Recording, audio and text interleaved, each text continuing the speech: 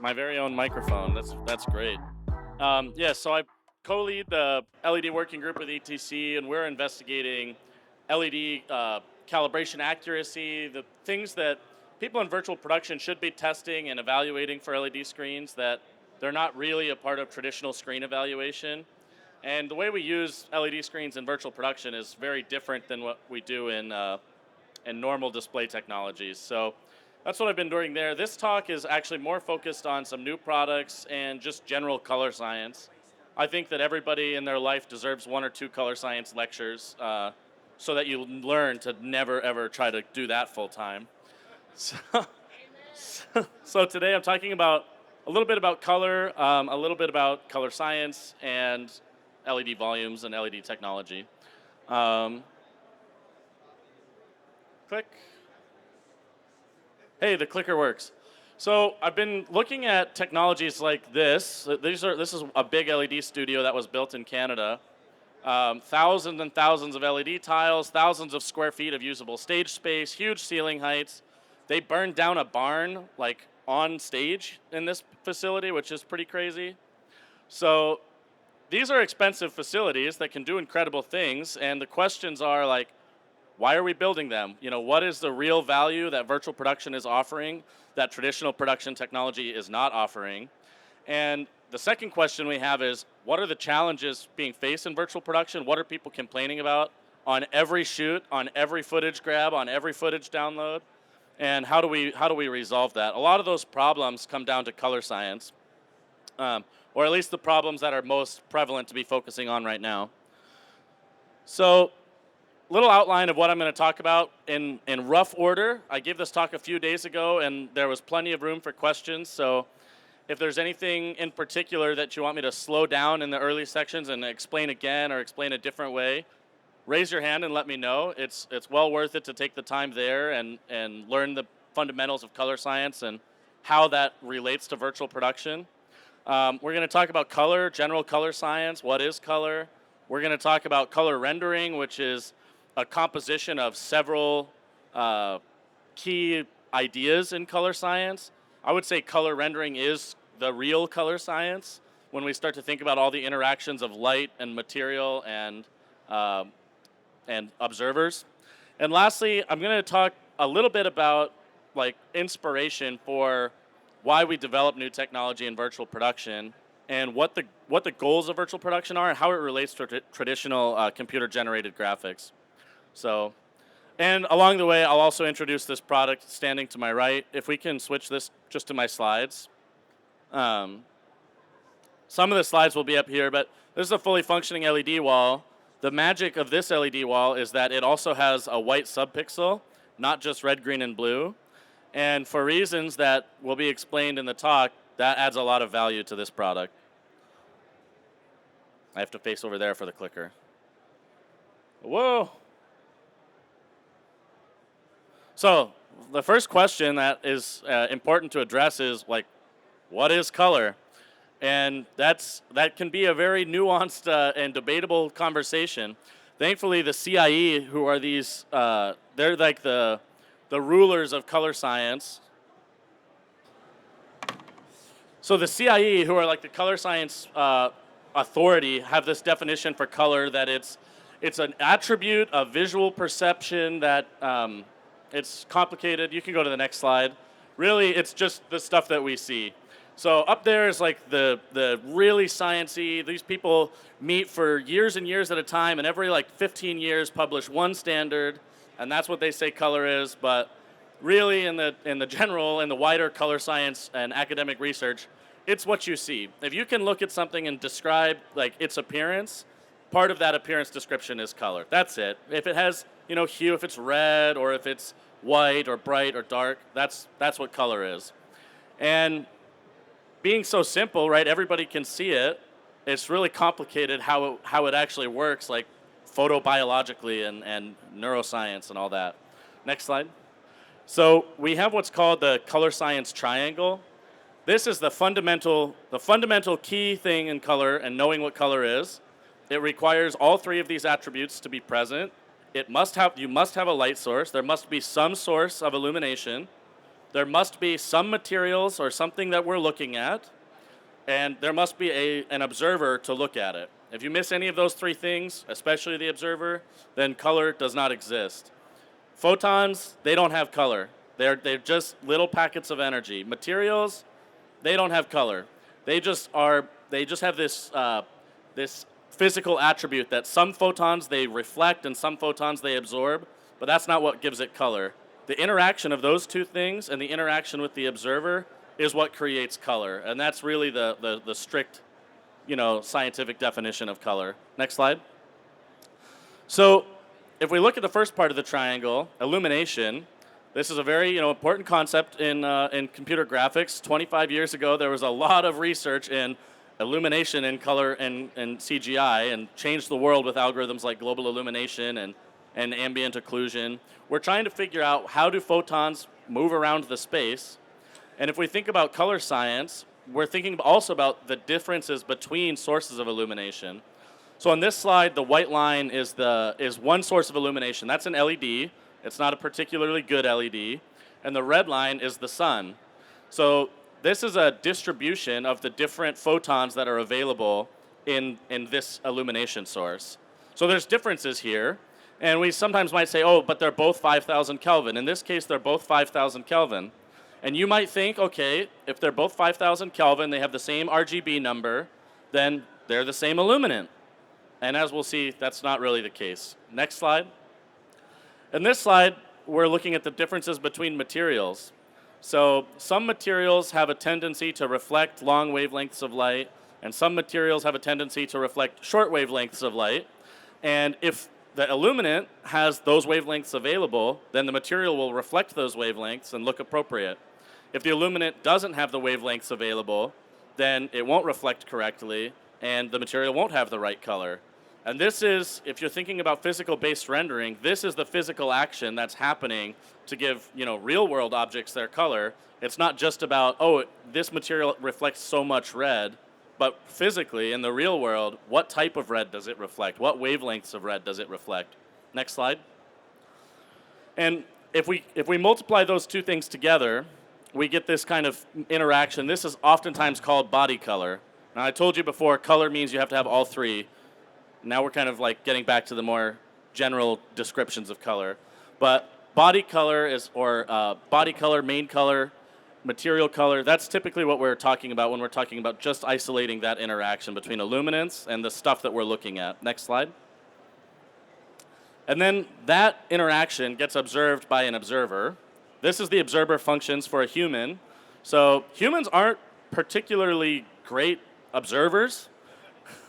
We have the M cone, that's shown in green here, is very, very similar to the L cone, which means that there's a lot of processing and image processing happening in the retina and in the brain to separate the information that's between those two channels. And then we have the S cone that's way farther down and observes the short wavelengths of light. There's a lot of really interesting evolutionary history about how this came about, but that's beyond the scope of this talk. So next slide.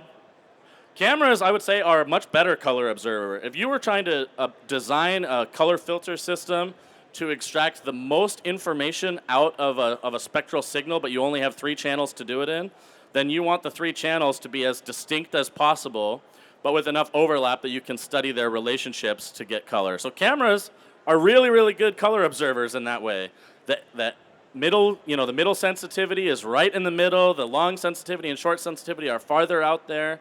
This is the ideal signal processing pipeline, except it doesn't match, what we see. So if you're trying to create realistic imagery, then you're already starting from a flawed basis here. Next slide. So there's variation in materials, there's variation in light sources, there's variation in observers, and this is when we start combining all of those variations together and look at what the actual effects are for color perception and the color of things around us. Next slide.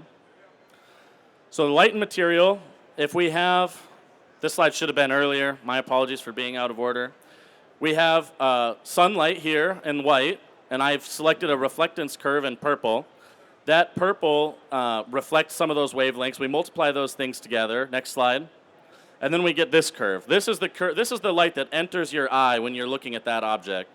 those photons are going into your eye, they're interacting with your retina, they're causing neurological signals there. And next slide. If we multiply that illuminant, material, observer function, then we get these quantities. Next slide. And that's purple. That's how purple is made. So now we're going to talk about yellow. No, I'm just kidding. That's how all the colors are made. They're all the same. Next slide. So that's the basic interaction there. And now we're going to talk about color rendering, where we look at like the variation of materials and the variation of illuminants and the variation of observers. We're stacking it all together. We're looking at thousands of color charts. And then we're going to go, wow, color is really complicated stuff. Next slide. So if we look at all these 99 materials, next slide, and we look at 2 different illuminants, next slide, then color rendering is talking about all of those materials get plotted into some color space like this, where the circles represent what the target color is, that color would be under sunlight illumination, and the arrow is pointing to what that color is under that LED illumination. So there's some delta here. So even though they're both 5,000 Kelvin, they both have exactly the same pink green hue, there's a totally different effect on the materials around us. So if you look at a color chart or you look at your skin, or you just are sitting in an office and all the colors are distorted and you're going, oh, this is sad, my office is colorless. Maybe it's because of the lighting or, other factors. Next slide. Looking at it on that chart is one thing, but looking at it here is another. I like to look at color patches, and that is what tells you like the real quality of a light source and what it looks like. So these are rendered for your normal human eyes. They're rendered for this display. This is a reasonably calibrated demo on the back wall here. And if you toggle between the next slide and this slide, just go back and forth. Oh, never mind. I guess we have a video. I guess the next one is the back and forth. So this video is kind of showing an illuminant that gets worse and worse and worse, farther and farther from daylight, and the color shift that you see as individual steps. You can see the skin tones here are getting more red. You can see the red is really getting exaggerated. Yellow and orange are becoming almost the same color. Next slide. This is now is where the back and forth toggle is. So this slide is 5,000 Kelvin sunlight. And the next slide, this is 5,100 Kelvin illumination that we have in virtual production today. So the illuminant we have in virtual production is this RGB illuminant that's shown in green. We're using it to replicate 5,000 Kelvin lighting, and this is the color chart that we actually get to observe in person. So if you toggle back and forth now, there's a big problem here. So it's perfectly calibrated in the simulation. It's perfectly calibrated that this is 5,000 Kelvin, but there is a big color difference that we can observe and have to correct for. And what's worse is that the background image in the inner frustum and the foreground image that's being illuminated by these RGB LEDs don't match. So now you have to do image segmentation and apply a different type of correction to the foreground objects and the background objects and spend all your day color correcting footage. And you're thinking, why did we spend any money on this stuff in the first place? There is a reason, but this is a big challenge. Next slide. These 2 slides here that are coming up, that previous 2 slides showed the difference between reference illumination and RGB illumination. These slides coming up are a little bit trickier to conceptualize, but what I've rendered is a simulation of all the different observer functions that we can measure in humans. These are real variations between human beings. 157 people sat down and did a long experiment to figure this out. And there's a ton of differences between all of our eyes. And we can actually look at what the size of those differences is, too, in a color rendering sense. So next slide. So this subtle flickering that you see, the red is changing, maybe the skin tones are changing a little bit. Some people have really, really peculiar color vision, probably aren't going to make it as a color-sensitive designer or something. There's a lot of differences just between our own eyes. So if we think about color rendering, we think about the interaction between all these materials, then, maybe, is it hopeless? Are we going to ever have a high quality color? I think the answer is yes, but it's important to keep in mind what the target is. The target color performance, even amongst a diverse crowd like this or a large crowd like this, there's a lot of differences between us. We're all seeing these slides very differently, and our brain's compensating for it, and we all call red red, but the short answer is we don't see the same thing. Next slide. So this is the same as the previous, where we're looking at all 157 different human observers. If you hit next, it should play the video. So that difference that we saw in the last video with a bunch of different observers looking at normal sunlight, and there's subtle differences there. Now we're all 157 observers looking at RGB simulated sunlight in virtual production, and your DP is saying, no, I know that you say it's perfectly calibrated and you spent all this money, but this is not right. This is not the right color, because the variations between us are different. The variations between the displays that we look at are different. The display that they approved the imagery on or did their preview is different than the real world, where we have physical-based rendering in the real world, thankfully, and everything is screwed up when we have RGB illumination. Next slide. So thankfully, there is a solution. Ta-da! Okay, you can play this video now. So this is why we have coming to the market in virtual production. You're starting to see a lot of interest in RGBW technology or RGBWW, kind of full spectrum video-based lighting to solve this problem. So this video this is real footage that was shot with these exact LED panels using as an illuminant. So the color checker here is highly oversaturated red, and when it toggles back and forth between being enabled and disabled, those colors suddenly return to a more adequate or more normal color balance. So we'll let this play for a second. At first, when you switch to this, you're like, wow, look, all that vibrant color. But then when you realize, oh, we've lost all of the variation between orange and yellow and on the variation in skin tone because of this poor illuminant, the illuminant doesn't have enough information in it spectrally to actually be seen by be seen appropriately or correctly by the camera, right? If we're thinking about an information science or signal processing framework. Next slide. Okay, so I showed you reference, color checker. Next slide. I showed you RGB color checker earlier, and this is RGBW color checker with our new panel. So if you toggle back and forth between the previous one and this one, we can see that the green line is changing quite a bit, right? But the color checker, suddenly, if you think back to a few minutes ago, this looks much better. This looks maybe good enough that you wouldn't have to do as much color correction in post-production, hopefully, right? That's the idea.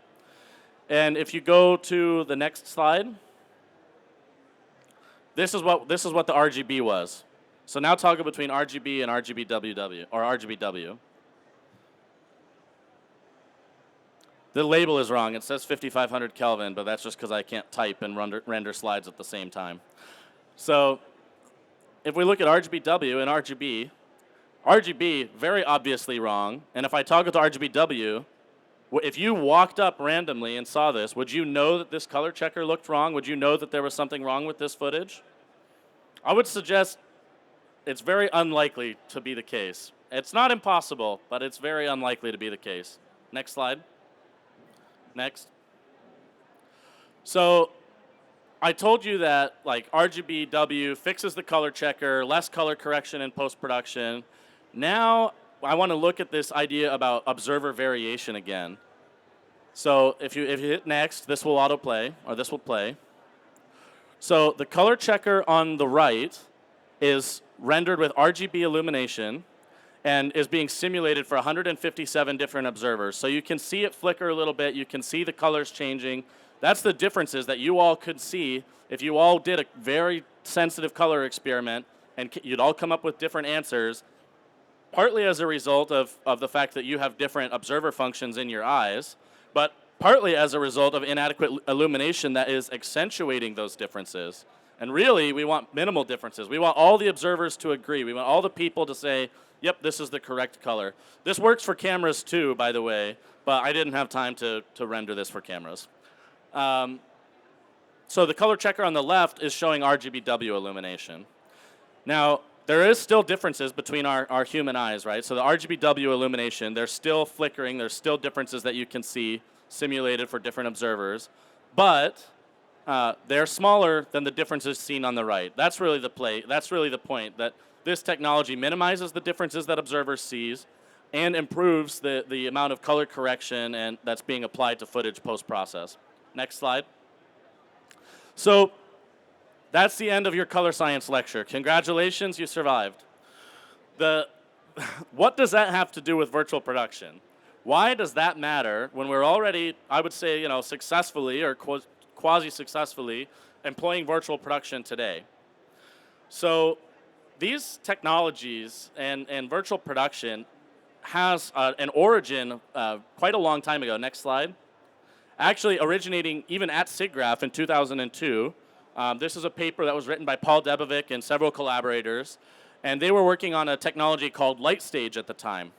If you remember, those of you who've been to many, many Siggraphs, if you remember back into the 90s when HDRIs and image-based lighting came to computer-generated graphics, the point there was that we could use an image source to virtually light an object when we render it, and then that object would show accurate reflections. It would show the subtle characteristics of that light source, that the tree leaves are green and the forest floor is brown, so the shadow where a ball sits on the forest floor should be back illuminated by the floor.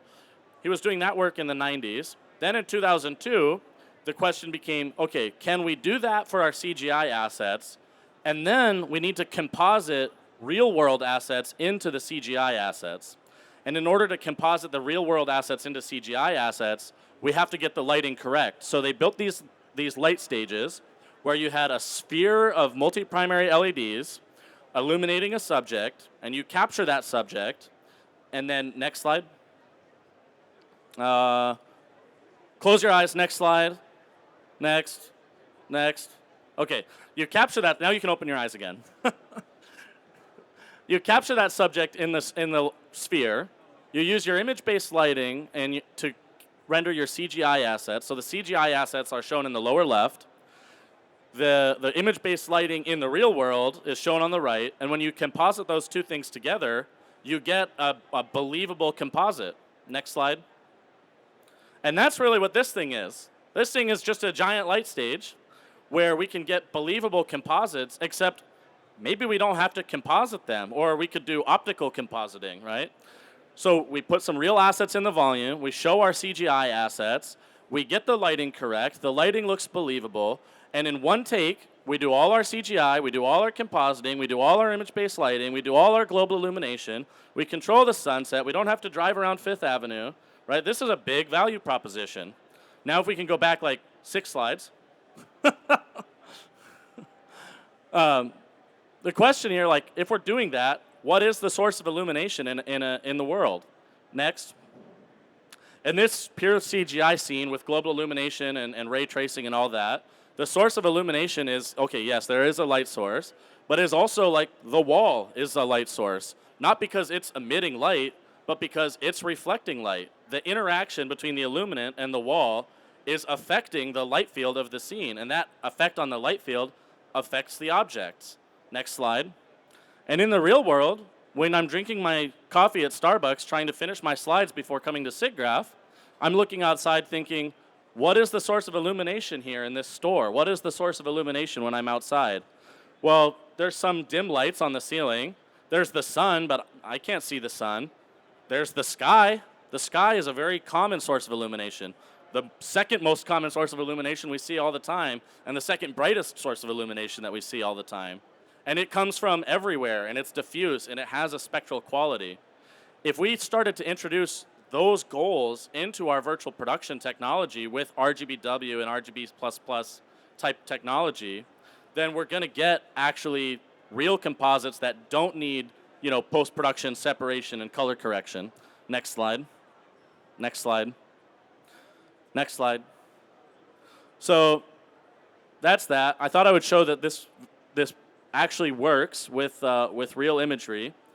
So on the right here, where we have the forest floor mixing in white light, And if I hold my hand here, or if you come up and hold your hand very close to this wall, you'll see that your skin tone looks natural. It looks like you could be in this scene. And if I come over here and I stand in a roughly similar place, and I have to hold my hand this way, so use your like telescopic X-ray eyes to see the illumination from that side. But my skin tone is much redder if I'm illuminated only by RGB. So the top of my hand should look quite reddish here. It's hard to demo in Siggraph when we have a lot of ambient light around us, but looks much better, more normal here. Next slide. Oh, well, we have audio. I forgot that this clip had audio. It works, think about lightning too, and getting the color right in lightning. That not only are we going to get the time-based effect of lightning, we're going to get the correct color-based effect of lightning. Next slide. And this is my favorite one because I just think fire is really fun to watch and really fun to do. So RGBW fire, if I stand here and you look at my skin tone, ooh, I'm on fire. And if I stand here and you look at my skin tone, I'm a lobster, right? That's the point, that these things work, and these are elements that are in your virtual production scenes. These are elements that are in the computer-generated graphics that we're trying to control and then do physics-based rendering except with real physics. So next slide. Here's some footage. We can black out this wall now, if you don't mind. That'll take him just a second to switch over. But this footage, provided by Brompton. Brompton is a partner company of ours that provided some of the electronics and processing control systems for this technology. So these images, they're quite fast, and they're toggling between RGB illumination and RGBW illumination, where the lighting suddenly looks much more believable, that it's actually in that real scene, that he is really standing under an awning, and the sky that's illuminating him from the left side has the correct color temperature, 15,000 Kelvin, and the correct rendering characteristic on his skin, or the sunlight on her skin has the correct rendering characteristic. And this is real-time, physical-based rendering, live compositing, blah, blah, blah, and it's being provided, just in the real world by sending some RGB pixels to a display. Next slide. So how does that work, right? That's pretty cool. Next slide. That's a good question. Next. I wish I could tell you. Next. But then I would have to kill you. That's how it works is quite complicated and is something that we're willing to discuss with key technology partners who might be here on the show floor today. Please reach out to discuss development of this technology and what render engines might be able to take advantage of. And we'd be happy to partner with you and to talk with you. And lastly, to reiterate, why RGB+? Why RGBW? Just to say one more time, next. You can just go through these. Better color for multiple observers. Everybody will see the same color. The cameras will see a much closer to correct color just by default without any calibration. To get a truly perfect image, you're still going to want to do camera calibration, but by default, you're going to be in a much better starting place. Skin tones, set, prop, everything else will have the correct color. More dynamic range, which is a benefit that we didn't even get to talking about. Better global illumination. If we think about how global illumination algorithms and ambient lighting, or indirect illumination algorithms revolutionized computer-generated graphics in the 90s and early 2000s, that's what this is. This is the same evolution. This is just history repeating itself, except we're taking it out of the virtual world and we're bringing it into the real world for production purposes. And all the benefits of traditional virtual production technology, which still include, spatially dense, image-based lighting for reflections, global illumination, safety, time, etc. And for my last slide, I have a few questions like, what's next? This QR code just takes you to my contact information. You might not want that. I don't scan it without meaning to. What's next? So if we do RGBW, then what are we going to do to further advance the art? And what do we need to really get spectral color correct in CGI and virtual production? Do we need spectral transform profiles for cameras? I think so, and I think we're actually very close to being able to do that with some of the camera manufacturers. Better fill and key lighting interoperability. One thing, a downside to virtual production that's often not talked about is that it can't replace the sun. Even if the rendering quality is as good as the sun, it's not hard light. It's not a million miles away. It's not a point source. And if you're thinking about a street light, how a street light casts light down, and if you stand there, you have a shadow, you can't recreate that in virtual production. The volume can only really provide the global illumination and the indirect illumination. We still need interoperability, spectrally and otherwise, with traditional lighting technologies. Could we get a fully spectrally managed color pipeline in virtual production, do spectral rendering with distributed rendering technologies? I think so, and I think these are the things that you can look forward to and we should push for in the next 10 years coming to Siggraph. And then I threw in this very buzzwordy one, right? I'm not going to read off, but that one's just a fake suggestion. So if these are interesting topics to you, then give me a call, give me an email, and let's figure out how to get there in the next few years. So thank you very much. Next slide. That's the end. I hope there's some time for questions, but I don't know. So I'm just wondering what the technology is that the volumes are using. Are they using the RGBW and RGBWW now? The LED volumes today are still in RGB land. RGBW technology is fresh. It is like very, very fresh. These are the only 8 panels in North America, and there's only 16 of these panels anywhere in the world, and they barely work right now. But they'll work really, really well in a few weeks. So they are available. They're available for bid. They are available for new projects or replacing existing infrastructure. But there's no operational stages with this technology yet. There are stages that have a competitor product, but in very small quantity for that product. So. Does this mean that there's going to be some sort of RGBW color space, or is the W simply derived from the red, blue, and green channels in the first place? That's a very good question, and I think there's 2 or 3 possible answers, all of which are good, all of which are valid answers. The way that it functions today is that this display is just operating in a typical RGB space. It's color managed just like a normal RGB display.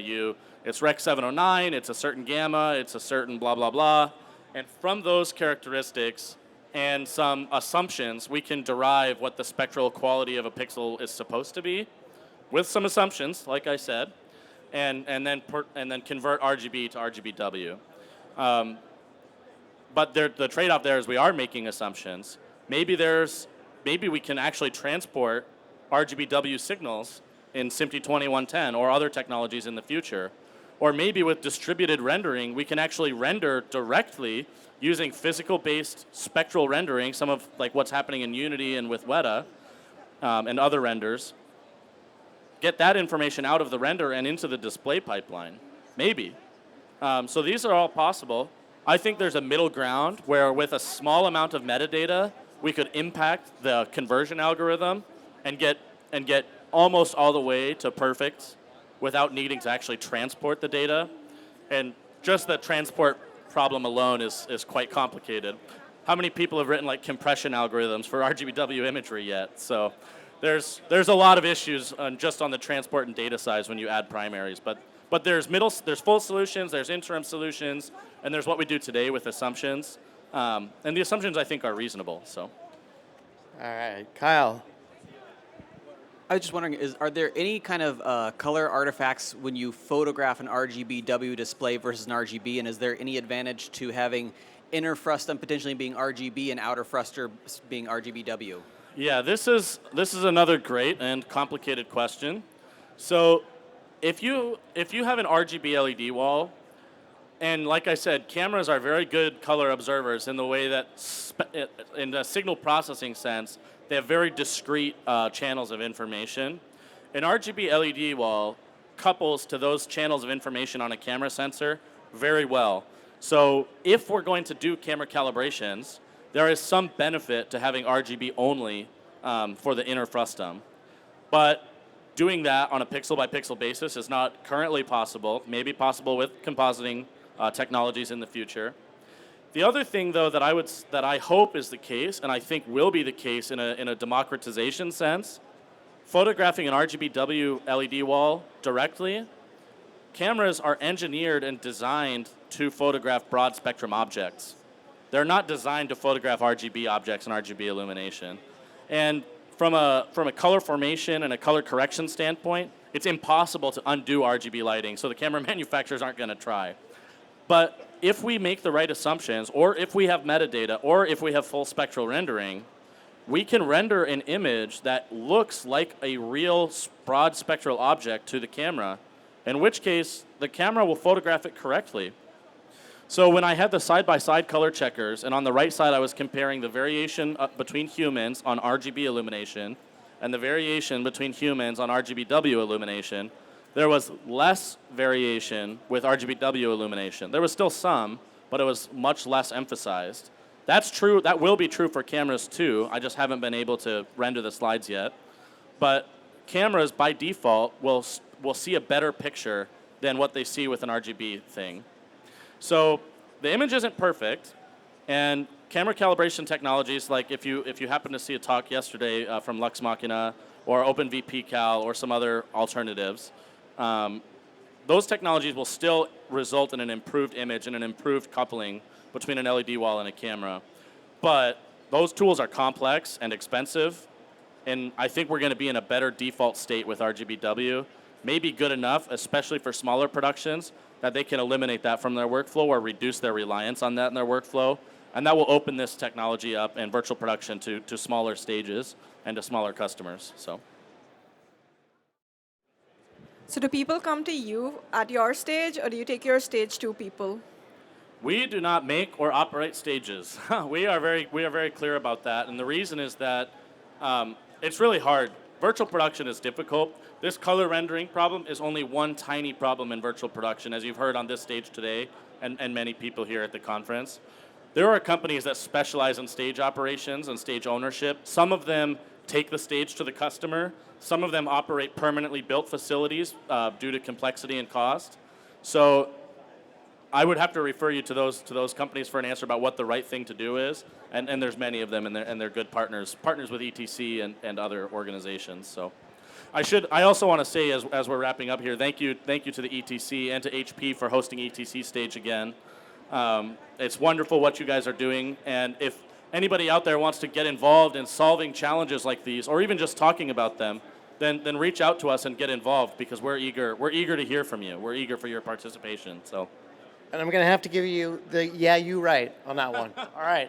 So thank you so much, everyone, for this one. Absolutely fabulous. We got a wonderful talk coming up at the top of the hour.